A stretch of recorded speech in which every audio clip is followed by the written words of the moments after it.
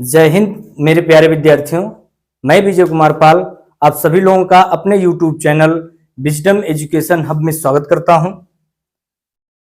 आप लोग जहां भी होंगे सुरक्षित होंगे, मैं आशा करता हूं, और मस्त होंगे। तो आइए, बहुत सारे बच्चों ने कमेंट किया था कि सर जी हम लोगों को कक्षा 9 की गणित पढ़ा दीजिए।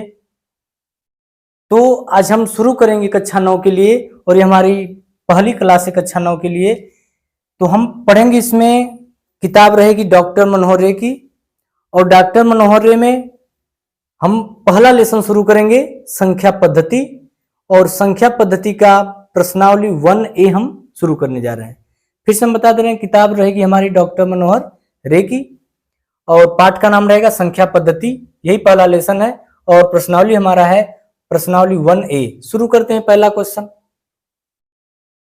पहला क्वेश्चन है 20 और 40 के बीच, 20 और 40 के बीच, 20 और 40 के बीच समस्त समधन पूर्णांक, समस्त समधन पूर्णांक लिखिए। तो आइए देखते हैं, समधन पूर्णांक, सम संख्या पूछ रहा है, तो सम संख्या किसे कहते हैं? तो सम संख्या ऐसी संख्याएं जो 2 से पूरी विभाजित हो जाती हैं, उन्हें सम संख्या कहते हैं। और ऐसी संख्या जो 2 से पूरी विभाजित नहीं होती है, उसे हम लोग विषम संख्या कहते हैं। तो 20 और 40 के बीच कितनी संख्याएं ऐसी हैं जो 2 से विभाजित होंगी? तो आसान प्रश्न है। तो 20 और 40 के बीच कितनी समस्त समधन पूर्णांक? तो हो जाएगा हमारा 22, 22 के बाद 24, 24 के बाद 26, 26 के बाद 28, 28 के बाद 30, 32, 34, 36, 38, यही होगा। 40 भी होगा, लेकिन हम 40 नहीं लेंगे, क्योंकि हमसे प्रश्न में कहा है कि 20 और 40 के बीच का लेंगे हम। ठीक है, इससे रिलेटेड एक प्रश्न और बनेगा कि जीरो क्या है? तो याद कर लेना, जीरो सम संख्या होती है। कहीं आपसे पूछ दिया गया कि जीरो क्या है, तो जीरो एक सम संख्या है, जीरो एक सम संख्या है। चलिए अब दूसरा क्वेश्चन देखिए। दूसरा क्वेश्चन दिया हुआ है कि 1 से 10 तक, 1 से 10 तक अभाज्य संख्या लिखिए। अभाज्य संख्या लिखिए। अभाज्य संख्या किसे कहेंगे?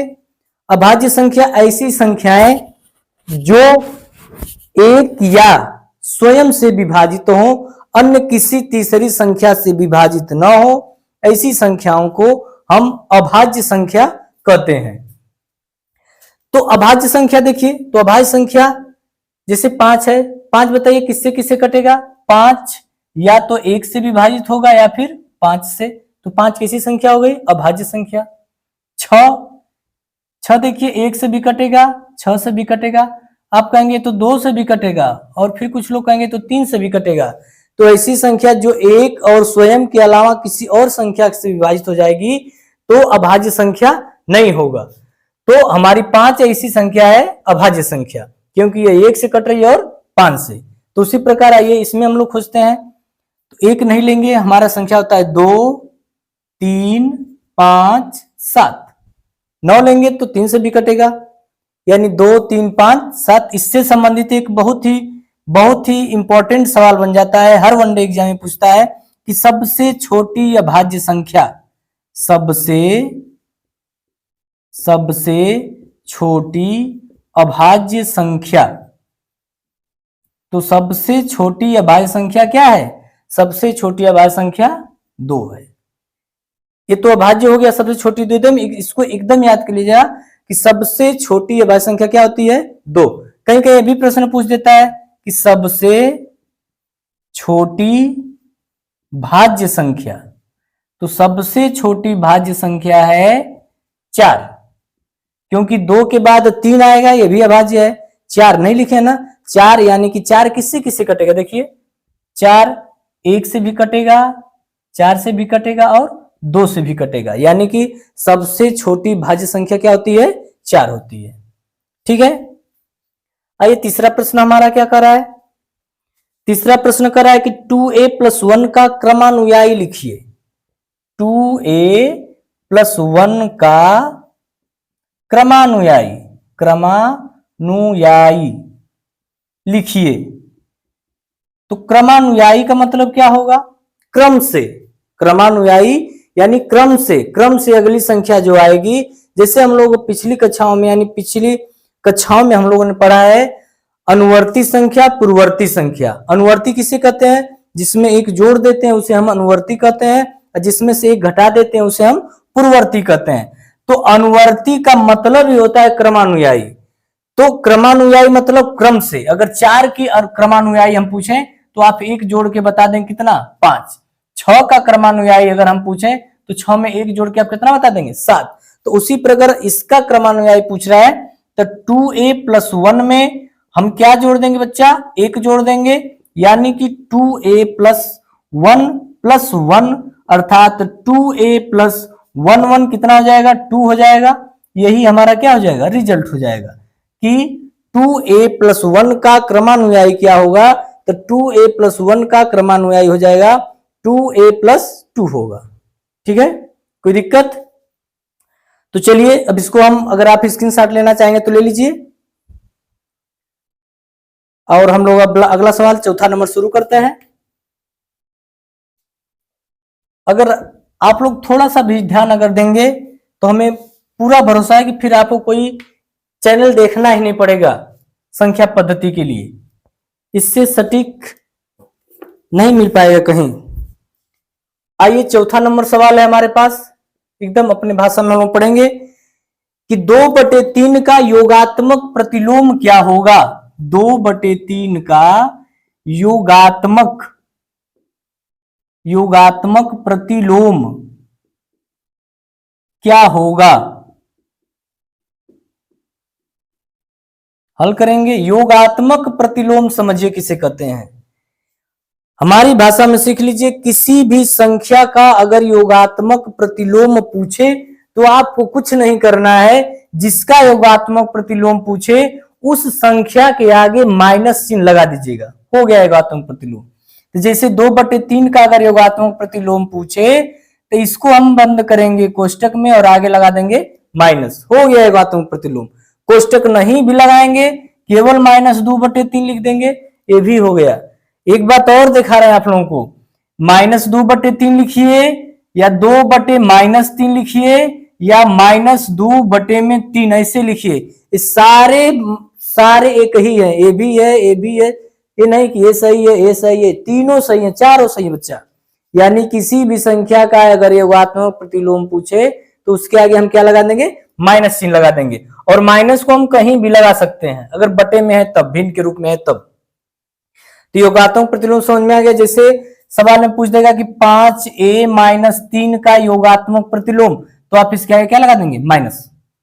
लेकिन कभी कभी प्रश्न में उत्तर में नहीं मिलता है, तो अगर लगाने की बात कहेगा तब तो कोई काट नहीं पाएगा इसको। लेकिन जब ऑप्शन में खोजने की बात आ जाएगा, वो मार्कशीट रंगने की बात आ जाएगी बच्चा, तब ऑप्शन में देखें क्या ए है। अगर ए नहीं होगा तो एक और रूप इसका हो सकता है, इसके आगे कोई चिन्ह नहीं तो हम किसका चिन्ह मानेंगे? प्लस का। जैसे माइनस को अंदर एंट्री करवाएंगे तो हो जाएगा -5a, और ये माइनस जाके इस माइनस को क्या कर देगा? +3 ऐसे लिखा हुआ मिलेगा, या तो 3 को पहले लिखा होगा, -5a को बाद में लिखा होगा।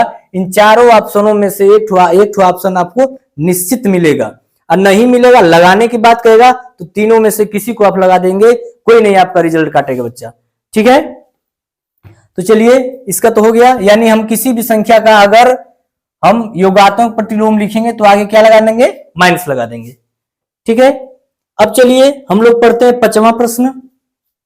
5 नंबर सवाल क्या कर रहा है कि -5 का गुणात्मक प्रतिलोम क्या होगा? -5 का गुणात्मक प्रतिलोम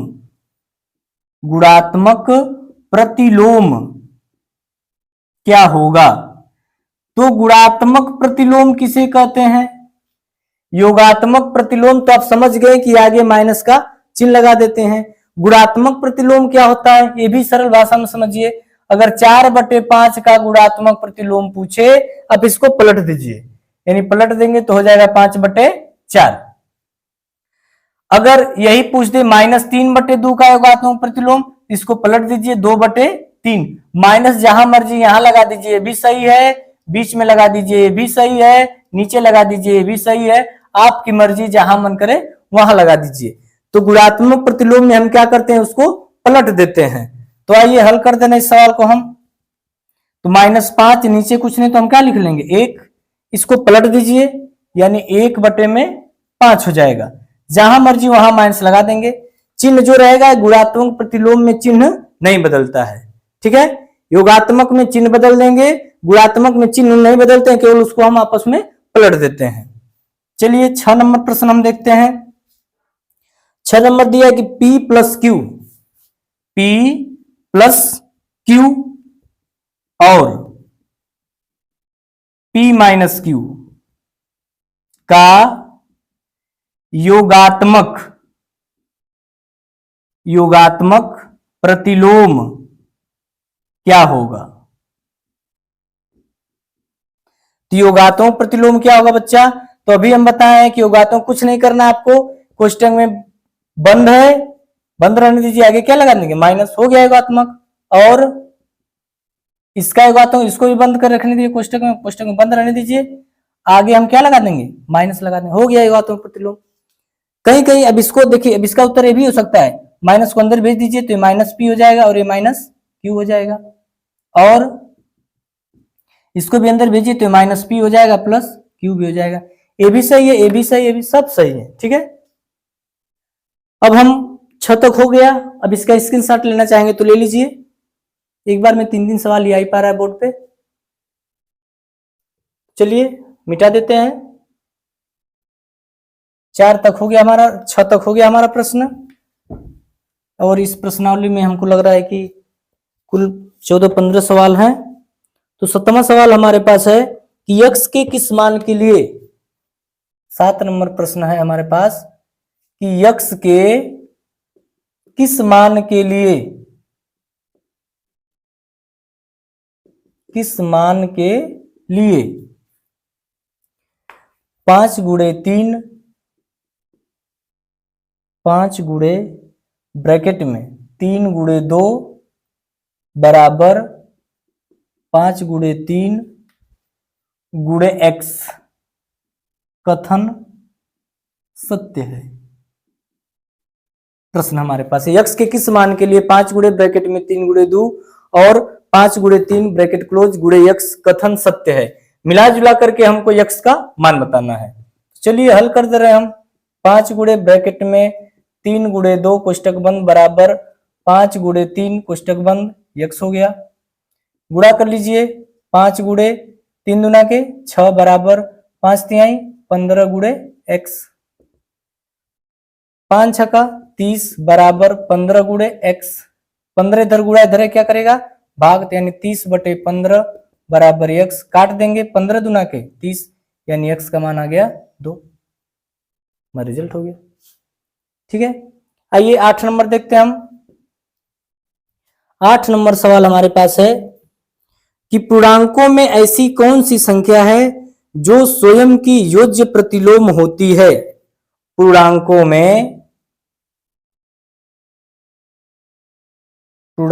में ऐसी कौन सी संख्या है, ऐसी कौन सी संख्या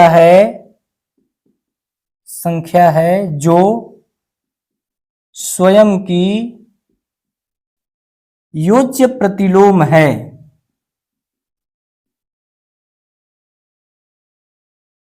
जो स्वयं की योज्य प्रतिलोम, ऐसी कौन सी संख्या है जो स्वयं की योज्य प्रतिलोम है। यानी कि अगर हम चिन्ह भी बदल दें, योज्य प्रतिलोम में ही ना होता है कि हम चिन्ह बदल देते हैं, तो चिन्ह बदल दें तो देखिए पूर्णांकों में ऐसी कौन सी संख्या है जो स्वयं की योज्य प्रतिलोम है बच्चा, तो संख्या हमारे पास है 0। इसका उत्तर क्या हो जाएगा 0 होगा। क्यों? क्योंकि अगर 0 का हमें जो प्रतिलोम पूछेंगे तो आप कहेंगे कि सर जी इसके आगे -0 लगा दीजिए, और हमको एक बात पता है कि जीरो न तो प्लस होता है न तो माइनस होता है, तो इसका कोई फर्क नहीं पड़ेगा। यानी कि जीरो एक ऐसी संख्या है जो स्वयं की योज्य प्रतिलोम होती है, यानी जीरो का योज्य प्रतिलोम अगर कोई पूछे आपसे तो आपका उत्तर होगा जीरो।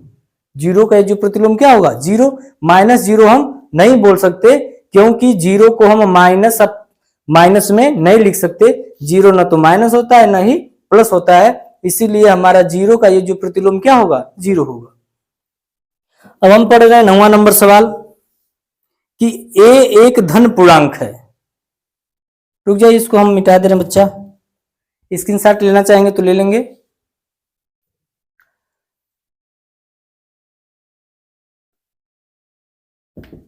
चलिए हम पढ़ रहे हैं सवाल नंबर 9। सवाल नंबर 9 दिया है कि यदि a एक समधन पूर्णांक है, यदि a एक समधन पूर्णांक है तो बताइए कि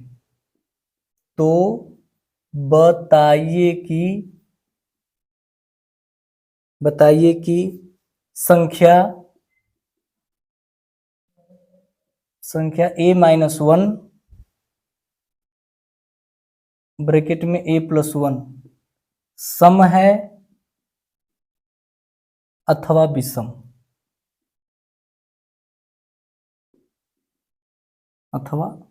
है यानी यदि a एक समधन पूर्णांक है तो बताइए कि a माइनस 1 और a प्लस 1 सम है अथवा विषम है।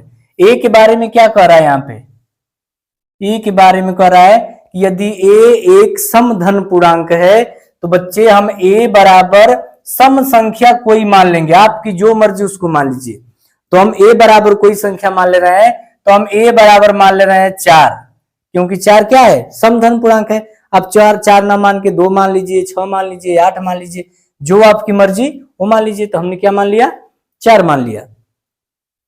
अब देखिए, तो 4 मान लिया तो रखो उसमें मान, यानी a माइनस 1 और a प्लस 1, तो 4 माइनस 1 और दूसरे कोष्टक में 4 प्लस 1, 4 में से 1 जाएगा 3, 4 1 5, 5 3 15।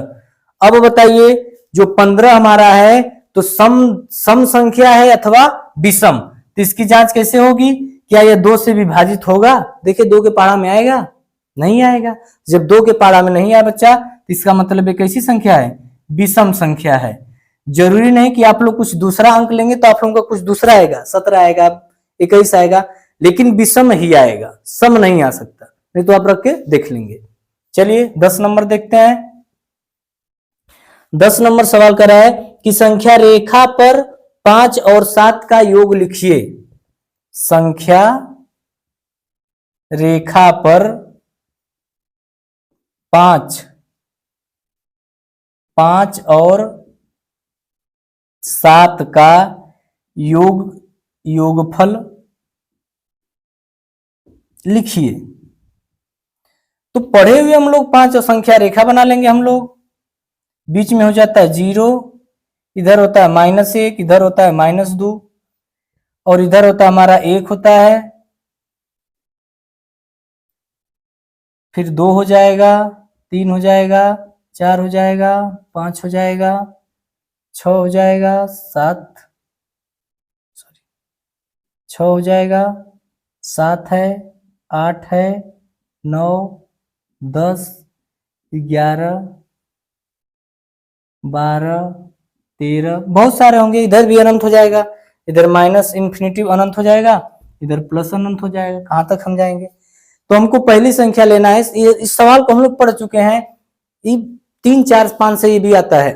तो पहले हम कितना खाना चलेंगे? 0 के यहां से हम उठाते हैं अपनी लाइन को और 5 खाना चलते हैं, 1 2 3 4 5, 5 खाना यहाँ पे आ गया।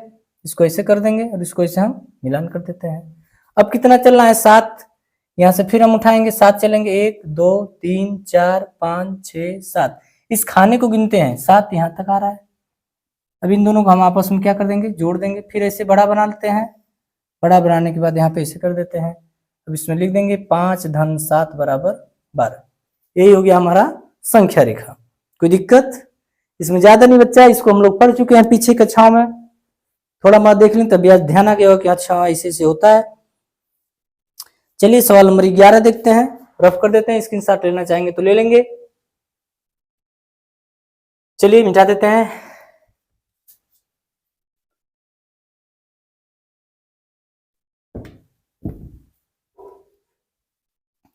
चलिए अब सवाल नंबर हमारे पास 11, इसमें देखिए सत्य सत्य बताना है बच्चा, इसको हम पढ़ रहे हैं बस। लिखा है कि दो धन अभाज्य पूर्णांक, दो धन अभाज्य पूर्णांक, दो धन अभाज्य पूर्णांक जैसे 5 हो गया और 3 हो गया, अभाज्य धन पूर्णांक करा है, का गुणन सदैव अभाज्य होता है, का गुणन सदैव अभाज्य होता है। बताओ कि 5 और 3 का गुणा करेंगे तो 15 आ जाएगा। 15 बताइए अभाज्य है कि भाज्य है, तो आप कहेंगे 15 1 से भी कट रहा है, 15 से भी कटेगा, 3 से भी कटेगा, 5 से भी कटेगा, तो ये तो भाज्य हो गया। इसमें क्या कर रहा है कि अभाज्य होता है, तो पहला वाला गलत, यानी कि 11 पहला का पहला क्या हो जाएगा, गलत कह रहा है, असत्य हो गया बच्चा। दूसरा क्या कर रहा है इसमें का कि दो धन अभाज्य पूर्णांक का योग सदैव अभाज्य होता है। फिर इन्हीं को ले लो कि क्या इन दोनों को अगर हम जोड़ देंगे तो क्या अभाज्य आएंगे, नहीं भाज्य हो रहे हैं, ये भी गलत बतिया रहा है, कह रहा है कि अभाज्य होंगे, नहीं भाज्य होंगे। तीसरा कह रहा है कि यदि ए और बी कोई ऋण पूर्णांक है, तीसरा के लिए कह रहा है कि यदि ए और बी कोई ऋण पूर्णांक है तब ए प्लस बी भी सदैव एक ऋण पूर्णांक होगा, यानी कि -3 और -5 को ले लीजिए। कह रहा है कि अगर ये ऋण पूर्णांक है तो हमारा ऋण पूर्णांक है दोनों, करे कि इन दोनों का योगफल, तो योगफल करो इन दोनों का, -3 -5 जोड़ देंगे, दोनों माइनस है, चिन्ह माइनस का 8 हो जाएगा। कह रहा है कि सदैव ऋण पूर्णांक होगा, तो सत्य बात है कि अगर दो ठो ऋण संख्याओं को हम जब जोड़ेंगे तो क्या होगा, ऋण होगा। ये वाली बात सही है कि दो ऋण संख्याओं का योगफल ऋण होता है, लेकिन ये वाला दोनों गलत है। कह रहा था कि अभाज्य संख्याओं का गुणनफल अभाज्य होता है, गलत बात, और अभाज्य संख्याओं का योगफल अभाज्य होता है, ये भी गलत बात। ठीक है, चलिए सवाल नंबर 12 देखते हैं हम लोग। 12 करा है कि यदि ए एक धन पूर्णांक है, यदि ए एक धन पूर्णांक है तो दिखाइए कि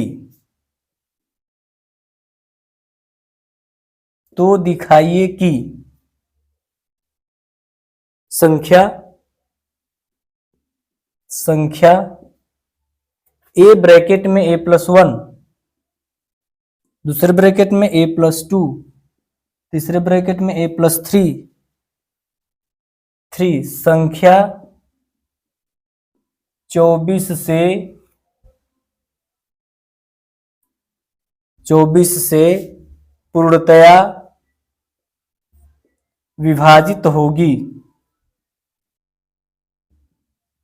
हल बहुत आसान है, देखने में भारी लग रहा है। कह रहा है कि यदि a एक धन पूर्णांक है, a बराबर जो मर्जी हो, मान लीजिए हम a बराबर ले लेंगे 2, आपकी जो मर्जी हो ले लीजिए, 1 2 3 4 5, लेकिन धन लीजिएगा, माइनस में मत लीजिएगा। तो हमने ले लिया 2, अब रखिए जहां जहां a है वहां 2, 2 ब्रैकेट में 2 धन 1, फिर 2 धन 2, जहां जहां a वहां क्या हम रख रहे हैं, 2 रख दिया हमने।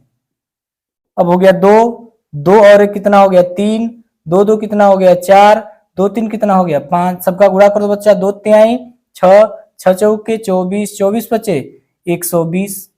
अब बताइए क्या ये 24 से विभाजित है कि नहीं, तो है भैया 24 से विभाजित, 24 बचे 120। यही क्या करना था, हमको दिखा देना था कि अगर यदि a कोई धन पूर्णांक है तो a का मान अगर कुछ रखेंगे तो 24 से विभाजित होगा, तो हाँ 24 से क्या हो गया, विभाजित हो गया।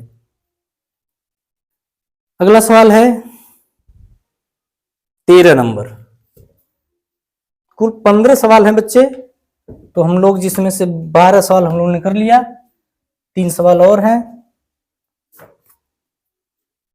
13 नंबर देखिए, यदि a एक समधन पूर्णांक है, कह रहा है कि a एक समधन पूर्णांक है, a एक समधन पूर्णांक है, बी विषम धन पूर्णांक है, विषम धन पूर्णांक है, तो निम्न में से कौन सी संख्या शब्द सम होगी? निम्न से कौन सी संख्या सम होगी? सम संख्या छांटना है बच्चे। इसमें बहुत सारे दिए, जैसे ए स्क्वायर दे दिया, अब आपको बताना है कि सम है कि विषम है। ए का मान क्या रखना है? सम। सम का मान कुछ और रख लीजिए। सम कर रहा है तो हम 2 रख लेंगे, विषम कर रहा है तो 3। आपकी मर्जी, जो मन करे वो रखिए, हम तो 2 रखेंगे और 3 रखेंगे। तो 2 का स्क्वायर कर देंगे तो 2 दूना के 4। सम है कि नहीं? सम। तो आप कहेंगे सम, यानी पहला वाला सम हो गया। दूसरा करा बी स्क्वायर, तो बी का मतलब 3 रखिए, 3 का स्क्वायर 3 लिखिए 9, ये क्या हो जाएगा? विषम हो गया। फिर इसके बाद दे रहा है ए प्लस बी, यानी कि 2 धन 3 जोड़िए 5, क्या है? विषम है। बस यही बताना बच्चा, सम है कि विषम है। ए गुड़े बी, तो 2 गुड़े 3, 2 3 6, सम है कि विषम? तो आप कहेंगे सम है। फिर इसके बाद दे रहा है ए ब्रैकेट में ए प्लस 1, ए ब्रैकेट में ए प्लस 1, तो 2 ब्रैकेट में 1 मतलब 2 धन 1 मतलब 2 गुड़ते 3 हो गया, 2 3 6, सम है कि विषम? तो आप कहेंगे सम है। फिर इसके बाद बी ब्रैकेट में बी प्लस 1, यानी बी का मान कितना रखना है? 3 रखना है। 3 कोष्टक में 3 प्लस 1, 3 गुड़ते 3 1 4, 3 चौके 12, सम होगा कि विषम? तो आप कहेंगे सम होगा। यानी ए स्क्वायर सम है, बी स्क्वायर विषम है, ए प्लस बी विषम है, ए गुड़े बी सम है, ए वाला जो है सम है और ए वाला क्या है? सम है। तो हमको सम संख्या छांटना है, तो सम संख्या कौन है? ए वाला सम, ए वाला सम, ए वाला सम, मतलब ये जो घेर रहे हैं ये सब सम है, बकिया सब क्या है? विषम। तो हमसे सिर्फ सम पूछ रहा है बच्चा, तो यही चारों क्या होंगे? सम होंगे। ठीक है, आइए स्क्रीनशॉट लेना चाहेंगे तो ले लीजिए। आइए 14 नंबर सवाल हम देखते हैं। अगर सवाल में कहीं भी थोड़ी सी दिक्कत हो तो आप कमेंट कर देंगे, तो निश्चित मान के चलिए कि आपको उसका रिप्लाई जरूर मिलेगा और आप संतुष्ट रहेंगे सवाल से। सवाल नंबर 14 दिया है कि धन पूर्णांक किन गुणधर्मों के अंतर्गत निम्नलिखित कथन सत्य हैं, यानी सत्य सत्य बताना है बच्चा। तो पहला वाला दे रहा है कि 3 गुणते 8 प्लस 7 बराबर 3 गुणते 8 प्लस 3 गुणे 7, बताना है सत्य है कि असत्य है। देखो बच्चा 8 7 15, 15 तिया 45 हो गया, इधर भी 45 होना चाहिए। 8 तरीके 24 प्लस 7 तरीके 21 जोड़ देंगे कितना हो गया? 45, यानी पहला वाला क्या हो गया? सत्य हो गया। दूसरा देखिए लिखा है कि 3 प्लस 5 प्लस 9 बराबर 3 प्लस 5 प्लस 9, 9 5 14 3 17, 5 3 8, 8 9 17, ये भी क्या है? सत्य है बच्चा।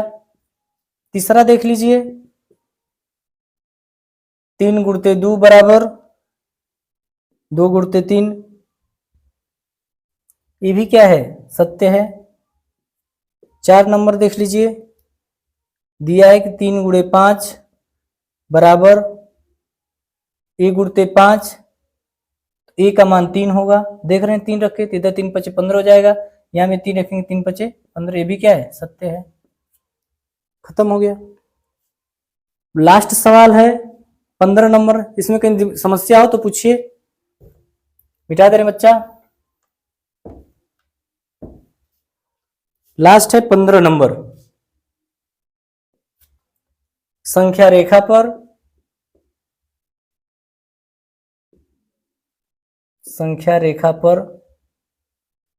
-5 -2 0 1 2 5 को दिखाइए, चाहे दर्शाइए, बात एक ही होता है। हल कर देंगे इसको, हम संख्या रेखा बनाएंगे हम बच्चा। बीच में होता है 0, इधर होता है -1, इधर होता है -2, इधर होता है -3 -4 -5 -6, बहुत सारे होते हैं, माइनस अनंत तक होते हैं। इधर 1 2 3 4 5 6, बहुत सारे होते हैं बच्चे, तो हमें जहां तक जरूरत है वहीं तक चलेंगे बस। तो -5 को दिखाने के लिए करा है, कुछ नहीं करेंगे, आप सिंपल इसे टिक करेंगे, -5 के नीचे -5 हो गया। फिर किसको करा है, -2 को, -2 के नीचे टिक करेंगे और लिख देंगे -2। फिर 0 को करा है तो 0 के नीचे टिक करेंगे, लिख देंगे 0। फिर 1 के बारे में करा है तो 1 लिख दीजिए, 2 के बारे में करा है तो 2 लिख दीजिए, फिर किसके बारे में करा है, 5 के बारे में, तो 5 लिख दिया हमने। ये क्या हो गया, संख्या रेखा पर दर्शाना हो गया। तो हमें पूरा विश्वास है कि हम आज प्रश्नावली 1A पढ़े हैं तो कहीं भी समस्या नहीं हुई होगी। अगर किसी भी विद्यार्थी को कोई भी समस्या हुई हो तो जरूर कमेंट करेंगे कि सर यहाँ पे समस्या है, तो मैं पूरा प्रयास करूंगा उनका कमेंट पढ़ने का और फिर से उस सवाल को आप लोगों को बता करके हम जरूर संतुष्ट कराएंगे, ये हमारा वादा है। तो कोई सवाल अगर आपको समझ में ना आया हो तो बिल्कुल बेहिचक कमेंट करिएगा, निश्चित तौर पे उसका सलूशन आपको फिर मिलेगा। और हम लोग आज प्रश्न कक्षा 9 के लिए पढ़े संख्या पद्धति का प्रश्नावली 1A का पूरा सवाल हमने बहुत ही सरलता से पढ़ लिया है। और कल फिर हम पढ़ाएंगे आप लोगों को प्रश्नावली 1B पढ़ाएंगे। तब तक के लिए जय हिंद। लेकिन हाँ, एक बात और है कि हमारे सब्सक्राइबर बहुत कम है, तो आप लोग थोड़ा सब्सक्राइबर बढ़ाइए, अपने ग्रुप में अपने दोस्त मित्र यारों को भेजिए, थोड़ा सा हमारा भी चैनल चले। इन्हीं सब बातों के साथ मैं अपनी आज की क्लास यहीं समाप्त करता हूँ। जय हिंद, जय भारत, जय मातरम।